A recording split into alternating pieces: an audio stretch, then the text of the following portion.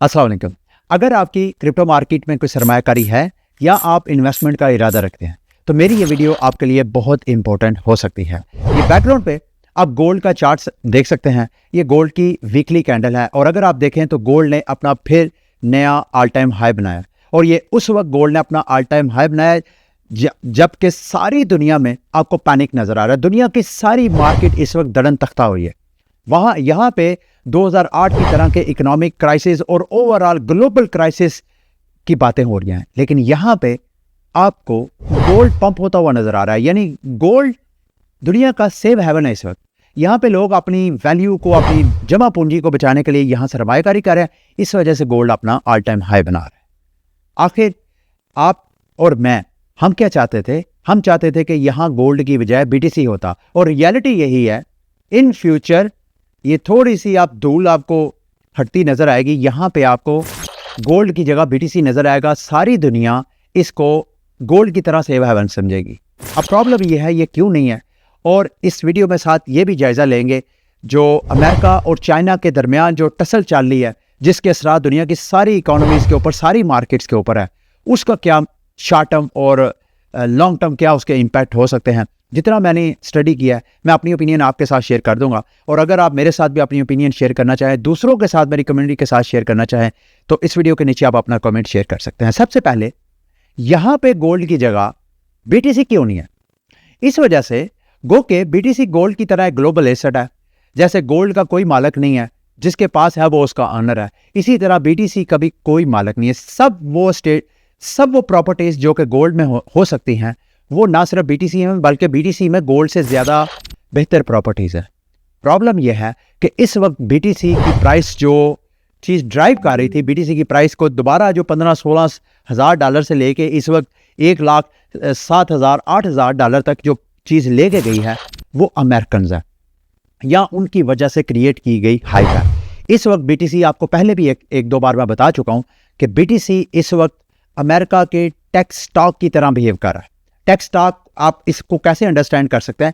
मिसाल के तौर पे अब मैं टेस्ला में या किसी जगह किसी अमेरिकन कंपनी में इन्वेस्टमेंट करना चाहता हूं, तो मैं यहाँ पे बैठ के नहीं कर सकता। कुछ ऐसे प्लेटफॉर्म है जो उसकी CFDs वगैरह ऑफर करवाते हैं, लेकिन बराह रास्त वो मैं स्टॉक बाय और सेल नहीं कर सकता। ठीक है, सेम इसी तरह गोल्ड की, मतलब लोग चाहते थे कि वो स्टॉक्स के जरिए बाय सेल करें। जैसे वो इन्वेस्टर ट्रेडर जो हैं कंपनीज के स्टॉक्स के बाय और सेल करते हैं, इसी तरह वो चाहते हैं कि बजाय इसके कि वो फिजिकली गोल्ड की ट्रेड करें, किसी को गोल्ड दें और लें, क्यों ना वो उसके कॉन्ट्रैक्ट बना के उसकी ट्रेडिंग करें। और जब ये गोल्ड का ETF अप्रूव हुआ, अगर मैं गलत नहीं हूं तो आज से कुछ 35 से 40 साल पहले, उसके बाद गोल्ड की प्राइसेस आसमानों तक जाना शुरू हो गई, क्योंकि अब गोल्ड ट्रेडेबल होना शुरू हो गया। उसकी डिमांड एंड सप्लाई का लिक्विडिटी उसकी मार्केट में आ गई ना। सेम यही फिनोमेना बीटीसी के साथ है, लेकिन बीटीसी का ETF जस्ट रिसेंटली, अमेरिका, वैसे तो अमेरिका से पहले कई कंट्रीज में था, लेकिन अमेरिका में ये 1-1.5 साल के अंदर ही ये डेवलपमेंट हुई है। अब आहिस्ता आहिस्ता इस वक्त आपको बीटीसी यूएस का एक टेक स्टॉक की तरह बिहेव कर रहा है। यूएस के जो ट्रेडर्स हैं, वो के यूएस बहुत बड़ी इकानमी है, उसका बहुत असर है, वहाँ के ट्रेडर्स ही इसको बाय और सेल, वहाँ ही की लिक्विडिटी मार्केट को इस वक्त ड्राइव कर रही है। थोड़ी देर के लिए इमेजिन करें, अगले चंद सालों के अंदर अगर अमेरिका के साथ साथ दुनिया की दूसरी बड़ी इकोनॉमीज जैसे चाइना, आप इमेजिन करें अगर वहाँ की स्टॉक्स मार्केट के अंदर भी ये ट्रेड होना शुरू हो जाए, तो यू कैन इमेजिन कितनी डिमांड बढ़ेगी। तो मैं शॉर्ट टर्म आपको, आप गोल्ड की जगह आपको नज़र नहीं आ रहा, लेकिन ये लॉन्ग टर्म आपको ज़रूर नज़र आएगा। मैं आज एक और रिपोर्ट पढ़ रहा था, वहाँ पे बताया जा रहा था कि 2035 में बीटीसी की प्राइस $10 मिलियन तक देख रहे हैं, जो देखने वाले हैं, जो प्राइस प्रेडिक्शन करने वाले हैं। लेकिन खैर, ये मेरा एनालिसिस था जो मैं आपके साथ शेयर करना चाहता। दूसरा एक और चीज़ मैं आने वाले वक्तों में क्या देख रहा हूँ, जो मैंने स्टडी किया है, हमारे ये जो स्टेबल कॉइन्स हैं, अभी तो देखें ना, जो US डॉलर है, पिछले चंद दिनों में अनसर्टेनिटी की वजह से US डॉलर भी अच्छा खासा क्रैश हुआ है कंपेयरिंग विद अदर करेंसीज। तो हमारी मार्केट जब मैच्योर होगी, तो आप, जैसे हम फॉरेक्स में करेंसीज की ट्रेड मारते हैं, वहाँ पे तो लेवरेज होता है ना।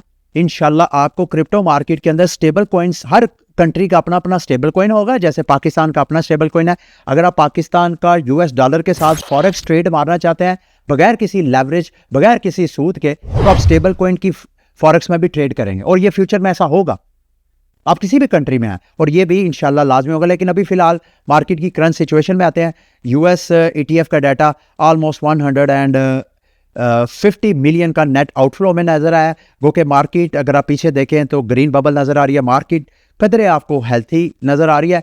टू बी फ्रैंकली स्पीकिंग, ये मैंने कुछ मार्केट में पोजीशन सेट की थी जब मार्केट क्रैश की थी।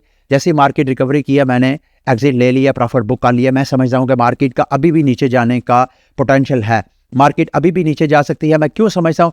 क्योंकि फंडामेंटल्स मार्केट के अभी भी बेरिश हैं। और फंडामेंटल्स क्या है? दुनिया की दो बड़ी ग्लोबल पावर्स एक दूसरे के दस्तों गिरेबान है, और बज़ाहिर वो एक दूसरे को इकोनॉमिक वॉर टाइप फाइट कर रहे हैं, लेकिन ऐसा नहीं है। अब ये देखें, चाइना की बैकग्राउंड पर देखें, चाइना ने जो 84% टैरिफ लगाया था, अब कल 12 अप्रैल को चाइना अपना टैरिफ बढ़ा के अमेरिकन प्रोडक्ट्स के ऊपर वो भी 125% करने लगा। और साथ उनकी स्टेटमेंट पढ़े, उन्होंने कहा है China are no longer commercially viable. यानी अगर अमेरिका मजीद भी चाइना ने कहा है कि अगर हमारे 125% टैरिफ बढ़ाने से अमेरिका अगर मजीद टैक्स बढ़ाता है, वी डोंट केयर, क्योंकि अब इससे ज्यादा टैक्स जितना अमेरिका ऑलरेडी लगा चुका है, वैसे ही हमारे लिए अमेरिकी मार्केट जो है वो वायबल नहीं रही। तो अब चाइना क्या कर रहा है? चाइना यूरोपियन मार्केट को एक्सप्लोर कर रहा है। यहाँ पे अगर आप देखें, ये न्यूज़ है, चाइना और यूरोपीय यूनियन उन्होंने आपस में एग्रीमेंट्स किए हैं कि जितनी उनकी इलेक्ट्रिकल व्हीकल्स हैं वो अब चाइना जो है अमेरिका को छोड़ के दूसरी मार्केट की तरफ जाएगा। फिर इसके साथ साथ ऑस्ट्रेलिया जो है, ऑस्ट्रेलिया की गैस जो है, वहां से ऑस्ट्रेलिया से गैस चाइना बाय करेगा। तो इस तरह अगर चाइना चला जाता है तो अमेरिका की ये जो स्ट्रैटेजी है, ये अमेरिका की स्ट्रैटेजी उसके गले पड़ सकती है। ये डाटा देखें, स्टेटिस्टिक्स में आपके साथ 1 by 1, ये बैकग्राउंड पे अगर मैं पढ़ने जाऊंगा तो बहुत लंबी वीडियो हो जाएगी। अब बैकग्राउंड पे खुद मैं स्क्रॉल करता हूँ, इलेक्ट्रिसिटी देखें, चाइना कितनी प्रोड्यूस करता है, कितने की कॉस्ट पड़ती है, अमेरिका में कितना प्रोड्यूस होता है, कितने की कॉस्ट पड़ती है, ये 1 by 1 करके आप खुद देखते जाए। इलेक्ट्रिसिटी देखें, ऑटोमोबाइल्स देखें, स्टील देखें, सीमेंट देखें, शिप बिल्डिंग देखें, इलेक्ट्रॉनिक्स, टेक्सटाइल, हाउसिंग, कास्ट, उसके बाद health care, food, egg, chicken, bicycle, you name it. किसी भी डाटे में अगर देखें तो आपको चाइना सस्ता, ज्यादा प्रोडक्टिव और ज्यादा सस्ता आपको नजर आएगा। तो एक साइड पे डाटा ये बता रहा है, दूसरी साइड पे देखें, ये दोनों ग्लोबल पावर्स हैं। अब दोनों ग्लोबल पावर्स की जो बिहेवियर है उस पर अगर आप थोड़ा फोकस करें तो आपको पिक्चर क्लियर होगी। अमेरिका सारी दुनिया के साथ मतलब क्या करता है? सारी दुनिया को डॉलर प्रिंट करके एक्सपोर्ट करता है। और क्या एक्सपोर्ट है?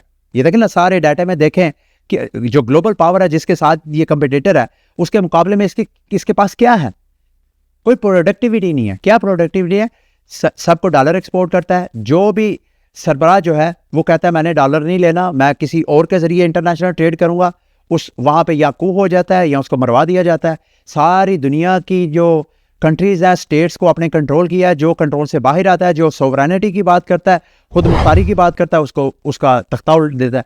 तो ये दूसरी साइड पे चाइना क्या कर रहा है? सारी दुनिया को वो अपनी इकोनॉमी के जरिए मतलब पावर में, कंट्रोल में करने की कोशिश कर रहा है। ये नहीं कि चाइना मतलब all is well from China इस तरह की एक्टिव, लेकिन इस तरह की नेकेड किस्म की बदमाशी वो चाइना नहीं फिलहाल कर रहा। बहरहाल ये सारे स्टेटिस्टिक्स हैं। मुझे तो कभी कभी ऐसा लगता है कि चाइना और अमेरिका के इस दरमियान जो टसल है, ये एक्चुअली टसल जो है, जैसे मैंने वीडियो के स्टार्ट में आपको कहा कि फ्रंट पे आपको नजर आ रहा है ऑप्टिकल्स, ये है कि ये इकोनॉमिक वार है। ये इकोनॉमिक वार नहीं है, ये पॉलिटिक्स है।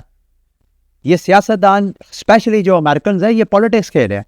जैसे इंडिया और पाकिस्तान में हमारे जो साहब इक़्तिदार है, अवाम आपस में बड़े कनेक्टेड है। जब वो पाकिस्तान और इंडिया से बाहर निकल के किसी और मुल्क में जाते हैं, वो एक दूसरे को बहन भाइयों की तरह, एक दूसरे को यार दोस्तों की तरह, बेलियों की तरह मिलते हैं और एक दूसरे को देख के आंखें रोशन हो जाती। मैं अपना एक्सपीरियंस आपको बता रहा हूँ। जो लोग बाहर नहीं गए उनको नहीं पता, जो लोग बाहर जाते हैं उनसे जाके पूछे कि पाकिस्तानी और इंडियन जब एक दूसरे का बाहर जाके जिक्र करते हैं, उनके कितने दिल खुश होते हैं। वो एक अलग बात है, एक दूसरे के साथ एतराज़ हो तो पाकिस्तानियों को पाकिस्तानियों के साथ भी हो सकता है, इंडियन को इंडियन के साथ भी हो सकता है। वो बाहर क्या यहाँ भी हो सकते हैं।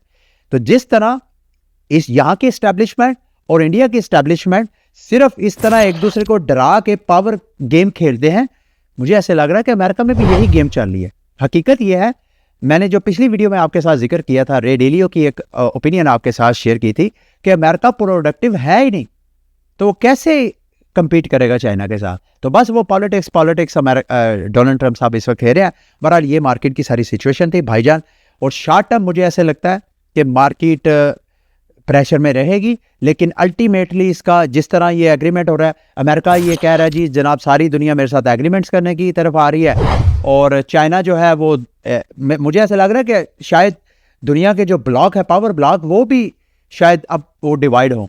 शायद यूरोपीय यूनियन कंसिडर करे ब्रिक्स को ज्वाइन करना, ऑस्ट्रेलिया, ऐसा भी हो सकता है।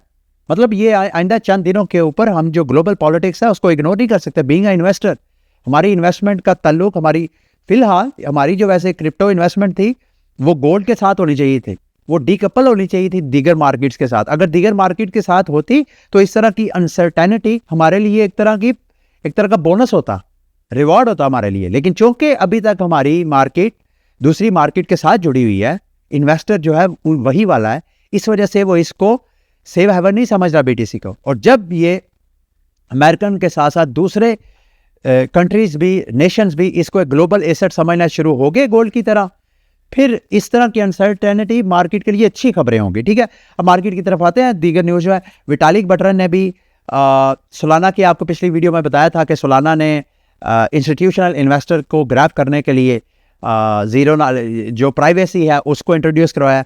अब जनाब विटालिक बटरन की भी तरफ से खबरें हैं कि वो भी 4 की एरियाज़ को फोकस कर रहे हैं प्राइवेसी के लिए, तो ये भी एक अच्छा कदम है। बाइनांस के हवाले से रिपोर्ट किया जा रहा है, उनका जो सेकंड राउंड था उसमें 3 टोकन उन्होंने लिस्ट किया है, ओंडो, जिसकी वजह से ओंडो की प्राइस आपको अच्छा खासा पंप भी होती नज़र आ रही है। ओंडो भी ये मार्केट जब क्रैश किया तो मैंने नीचे से बाय किया था, अब माशाल्लाह अच्छा खासा पंप किया मैंने, तो बहरहाल प्रॉफिट बुकिंग का लिया है। उसके बाद बिग टाइम और वर्चुअल, ये 3 प्लेटफॉर्म इस राउंड में इन्होंने लिस्ट की अनाउंसमेंट किया। वॉलेट कनेक्ट का जो टोकन है वो अब बाइनांस के लॉन्च पूल के ऊपर है और ये लिस्ट भी होगा, और होपफुली इसका टोकन जिन जिन लोगों को एयर ड्रॉप मिला होगा अच्छा खासा उसका रिवार्ड उनको मिलेगा। ठीक है, ये थी मेरी आज की वीडियो। उम्मीद है मेरी ये वीडियो आप दोस्तों के लिए इन्फॉर्मेटिव रही होगी। अगली वीडियो तक के लिए मुझे इजाज़त दें। अल्लाह हाफिज़।